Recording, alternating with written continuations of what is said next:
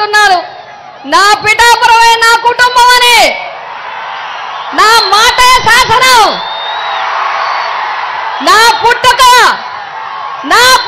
పిఠాపురంకి దగ్గర చేయలేకపోతే నా అంతిమ యాత్ర పాదగయలోనే జరగాలి. నా ఆడపడుచులు అన్నదమ్ములు నాకు పసుపు కుంకుమ పెట్టి నన్ను పంపించాలి. నేను పిఠాపురం నుంచి వెళ్ళిపోతాను, పిఠాపురం నుంచి వెళ్తాను. మీరు నన్ను పిఠాపురం నుంచి పంపించాలి. నన్ను అవమానిస్తున్నారు, నన్ను దూరం చేస్తున్నారు, నన్ను దూరం చేయాలని చూస్తున్నారు.